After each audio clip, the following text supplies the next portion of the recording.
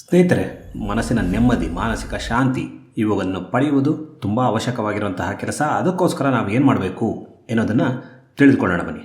ಅನೇಕ ಜನರು ಆತಂಕ, ಪ್ಯಾನಿಕ್ ಅಟ್ಯಾಕ್ ಇತ್ಯಾದಿಗಳಿಂದ ಬಳಲುತ್ತಾ ಇದ್ದಾರೆ. ಅದಕ್ಕೆ ಪರಿಹಾರಗಳು ನೀವು ಅನುಭವಿಸ್ತಾ ಇರುವಂತಹ ಎಲ್ಲ ಬಗೆಯ ನೋವು, ಮಾನಸಿಕ ನೋವು ಆಗಿರ್ಬೋದು, ದೈಹಿಕ ನೋವು ಆಗಿರ್ಬೋದು, ಎಲ್ಲ ಬಗೆಯ ನೋವುಗಳು ಸಹ ನವಗ್ರಹಗಳಿಗೆ ಸಂಬಂಧಪಟ್ಟಂತಹ ಒಂದು ನೋವುಗಳಾಗಿರ್ತವೆ. ನೀವು ನಿಮ್ಮ ಜಾತಕದಲ್ಲಿರುವಂತಹ ನವಗ್ರಹಗಳನ್ನು ಸರಿಪಡಿಸಿಕೊಂಡರೆ ನಿಮ್ಮ ಜೀವನದಲ್ಲಿ ಸುಖ, ಶಾಂತಿ, ನೆಮ್ಮದಿಯನ್ನು ಖಂಡಿತವಾಗಿ ಗಳಿಸಬಹುದು. ತಡ ಮಾಡದೆ ತಿಳಿದುಕೊಳ್ಳೋಣ.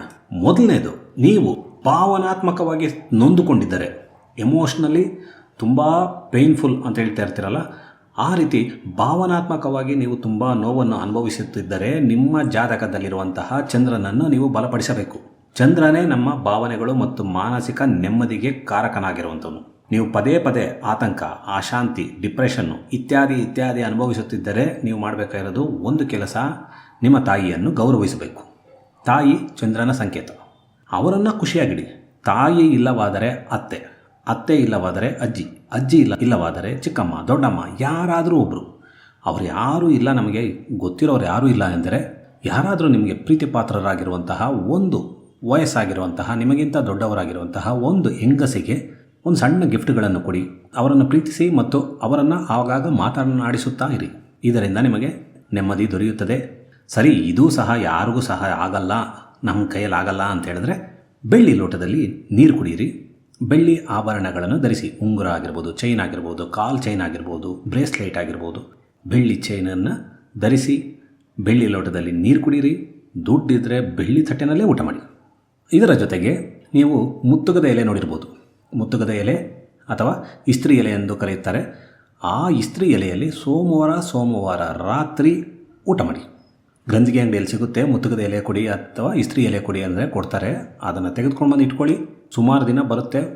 ಒಂದು ಕಟ್ಟು ತೆಗೆದುಕೊಂಡ್ಬಂದು ಇಟ್ಕೊಂಡ್ರೆ ಅದರಲ್ಲಿ ಸೋಮವಾರ ರಾತ್ರಿ ತಪ್ಪದೇ ಊಟ ಮಾಡಿ. ಇದರಿಂದ ನಿಮಗೆ ತುಂಬ ಚೆನ್ನಾಗಿ ನೆಮ್ಮದಿ ಸಿಗುತ್ತದೆ.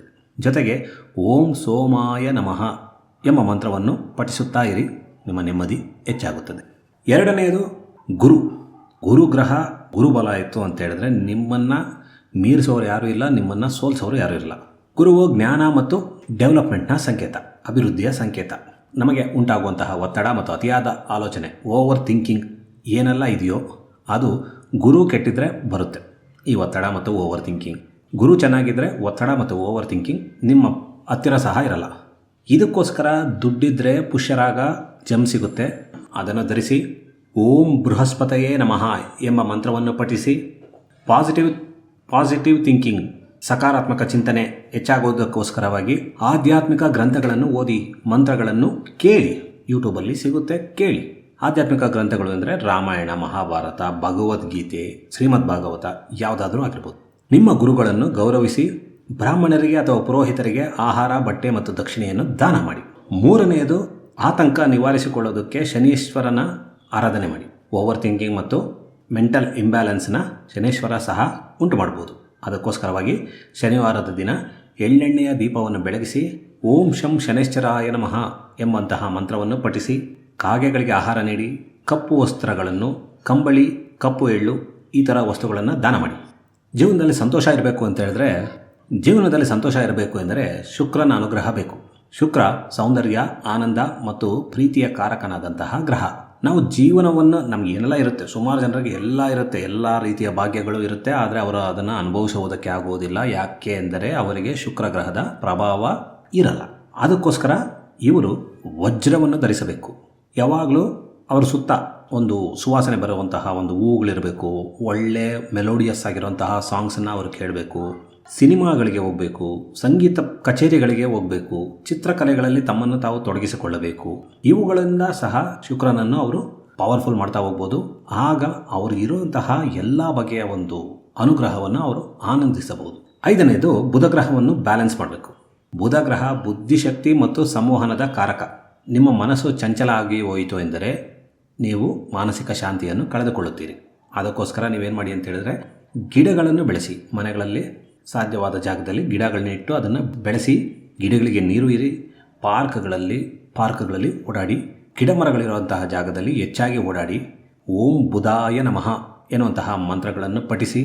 ಚಿಕ್ಕ ಮಕ್ಕಳ ಜೊತೆಯಲ್ಲಿ ಹೆಚ್ಚು ಕಾಲ ಕಳೆಯುವುದರಿಂದ ಸಹ ನಿಮ್ಮ ಬುಧ ಗ್ರಹ ಪವರ್ಫುಲ್ ಆಗ್ತಾ ಹೋಗುತ್ತಾನೆ. ನಿಮ್ಮ ಫ್ಯಾಮಿಲಿಯಲ್ಲಿರುವಂತಹ ಹೆಂಗಸರ ಜೊತೆಯಲ್ಲಿ ಒಳ್ಳೆಯ ಸಂಬಂಧನ ಕಾಪಾಡಿಕೊಳ್ಳಿ, ಜಗಳ ಮಾಡ್ಕೋಬೇಡಿ. 6ನೇದು ಸೂರ್ಯಗ್ರಹ ಸಹ ನಮಗೆ ತುಂಬ ಸಹಾಯ ಮಾಡ್ತಾನೆ ಮಾನಸಿಕ ಶಾಂತಿಗೋಸ್ಕರ. ಸೂರ್ಯಗ್ರಹ ಬಂದು ಎನರ್ಜಿ ಮತ್ತು ಆತ್ಮವಿಶ್ವಾಸದ ಸಂಕೇತ. ಅಂದರೆ ಚೈತನ್ಯ ಇರುತ್ತಲ್ವ, ನಮಗೆ ನಾವು ಖುಷಿಯಾಗಿ ಎಲ್ಲ ಕಡೆ ಲವಲವಿಕೆಯಿಂದ ಕಾಣಿಸಬೇಕು ಎಂದರೆ ಸೂರ್ಯಗ್ರಹದ ಆಶೀರ್ವಾದ ಬೇಕು. ಅದಕ್ಕೋಸ್ಕರ ಬೆಳಗ್ಗೆ ಸೂರ್ಯ ಉದಯ ಆಗುವುದಕ್ಕೆ ಮೊದಲೇ ಎದ್ದೇಳಿ ಸೂರ್ಯ ನಮಸ್ಕಾರ ಮಾಡಿ, ಸಾಧ್ಯವಾದರೆ ಮಾಣಿಕ್ಯವನ್ನು ಧರಿಸಿ, ಓಂ ಸೂರ್ಯಾಯ ನಮಃ ಎನ್ನುವಂತಹ ಮಂತ್ರವನ್ನು ಪಠಿಸಿ. 7ನೇದು ರಾಹು ಮತ್ತು ಕೇತು ಸಹ ನಮಗೆ ಮಾನಸಿಕ ಚಡಪಡಿಕೆ, ಗೊಂದಲ ಮತ್ತು ಅನಗತ್ಯ ಆತಂಕಗಳನ್ನು ಉಂಟು ಮಾಡುವಂತಹ ಶಕ್ತಿಯನ್ನು ಈ ರಾಹು ಕೇತು ಗ್ರಹಗಳು ಹೊಂದಿರುತ್ತವೆ. ಇದಕ್ಕೋಸ್ಕರ ಪ್ರಾಣಾಯಾಮ ಮಾಡಿ, ಜಂಕ್ ಫುಡ್ಡನ್ನು ತಿನ್ನಬೇಡಿ. ಜಂಕ್ ಫುಡ್ ತಿಂದರೆ ರಾಹುವಿನ ಪ್ರಭಾವ ಹೆಚ್ಚಾಗುತ್ತೆ. ರಾತ್ರಿ ನೆಮ್ಮದಿಯಾಗಿ ನಿದ್ದೆ ಬರಬೇಕು ಎಂದರೆ ಒಂದು ಸಣ್ಣದಾಗಿರುವಂತಹ ಬೆಳ್ಳಿ ತುಂಡು ಅಥವಾ ನೀವು ಧರಿಸುವಂತಹ ಯಾವುದಾದ್ರೂ ಒಂದು ಬೆಳ್ಳಿ ಆಭರಣವನ್ನು ನಿಮ್ಮ ತಲೆ ಕೆಳಗಡೆ ಇಟ್ಕೊಂಡು ಮಲ್ಕೊಳ್ಳಿ. ಇಲ್ಲಾಂದರೆ ಬೆಳ್ಳಿ ಇಲ್ಲ ಅಂತ ಹೇಳಿದ್ರೆ ತೆಂಗಿನಕಾಯಿನ ಬೇಕಾದರೂ ಇಟ್ಕೋಬೋದು. ಕೇತುವಿನ ಪ್ರಭಾವವನ್ನು ಸುಧಾರಿಸುವುದಕ್ಕೆ ಆಧ್ಯಾತ್ಮಿಕ ಮತ್ತು ಧಾರ್ಮಿಕ ಚಟುವಟಿಕೆಗಳಲ್ಲಿ ನಿಮ್ಮನ್ನು ನೀವು ತೊಡಗಿಸಿಕೊಳ್ಳಿ. ಇಷ್ಟು ಸರಳ ಪರಿಹಾರಗಳನ್ನು ಮಾಡಿಕೊಳ್ಳುವುದರ ಮೂಲಕ ನಿಮ್ಮ ಒಂದು ಮಾನಸಿಕ ನೆಮ್ಮದಿಯನ್ನು, ಸ್ಟ್ರೆಸ್ಸನ್ನು ನೀವು ಆರಾಮವಾಗಿ ಕಡಿಮೆ ಮಾಡಿಕೊಳ್ಳಬಹುದು. ಈ ವಿಡಿಯೋ ಇಷ್ಟವಾಗಿದ್ದರೆ ದಯವಿಟ್ಟು ಲೈಕ್ ಮಾಡಿ. ನಮ್ಮ ಚಾನಲ್ಗೆ ಹೊಸಬರಾಗಿದ್ದರೆ ದಯವಿಟ್ಟು ಸಬ್ಸ್ಕ್ರೈಬ್ ಮಾಡಿ. ನೀವು ನೋಡುತ್ತಿದ್ದೀರಾ ಜ್ಯೋತಿಷ ಟಿಪ್ಸ್ ಚಾನಲ್. ಧನ್ಯವಾದಗಳು.